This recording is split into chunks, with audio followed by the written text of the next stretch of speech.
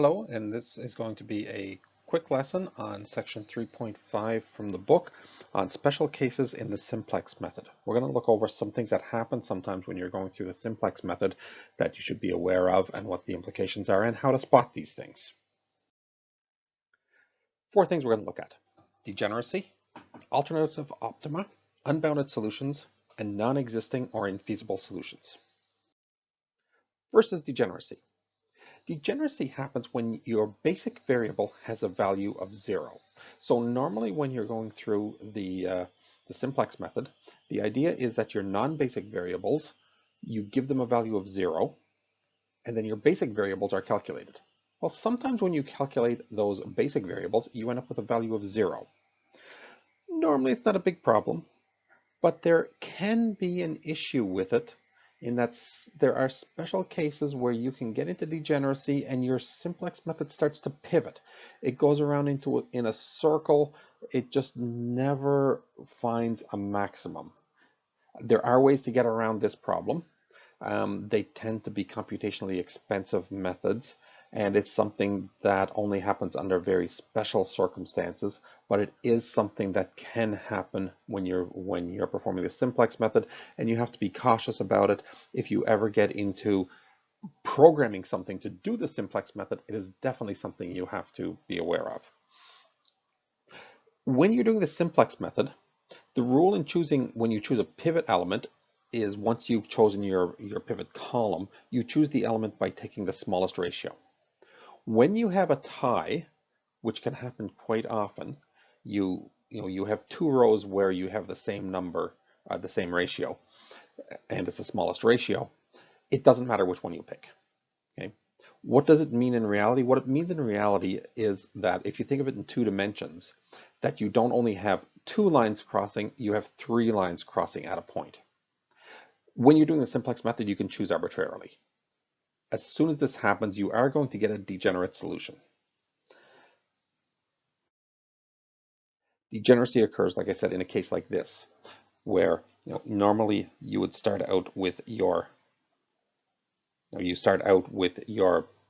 basic feasible point being at the 0 point.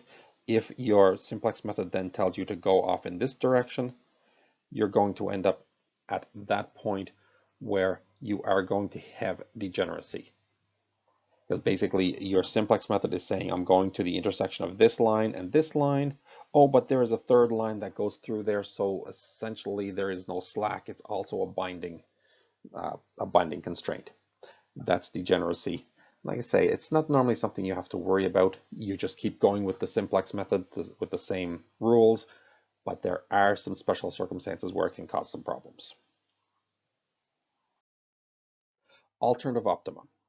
Sometimes you don't get a single optimum value. Sometimes you get multiple ones. So if you've reached a solution and the coefficient of a non-basic variable is zero, that means there are alternative optima. If you pivot on that column, you get another solution that has the same maximum. Really, this is happening where your objective line is overlapping with one of your binding constraints. So a situation like this, if you imagine that this, the orange line here is moving upwards, increasing in value, and you're trying to maximize, you can see it is going to lie exactly on top of one of the binding constraints.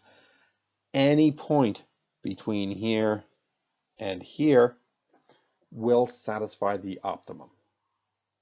So when you solve your simplex tableau and you have a 0 in a non-basic variable, that means that you have more than one solution, and in fact it is going to mean you have infinitely many solutions, because essentially your objective function is sitting on top of one of your binding constraints. An unbounded solution. We've already seen an example of this. It's where as your objective function moves, it can move forever and keep getting larger and larger. When does that happen? It happens when you have a valid pivot column, but remember the simplex method said then you have to choose a positive number underneath. Well, sometimes you don't have a positive number, you have a negative number. What that means is that that variable could grow forever, and you will always get a higher value for your objective function. So a situation like this, where your feasible region here is extending out infinitely, your objective function, the line representing your objective function, is increasing as you move up.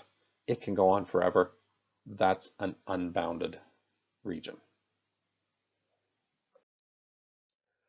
Finally, the fourth situation is an infeasible solution, where there is no solution. This can happen quite regularly. It can happen when you have no feasible region. And especially it happens if you have different constraint types. So that's just four special cases that can happen, things to be aware of with your when you're using the simplex method. Next time we're going to go on and start looking at sensitivity in the simplex method.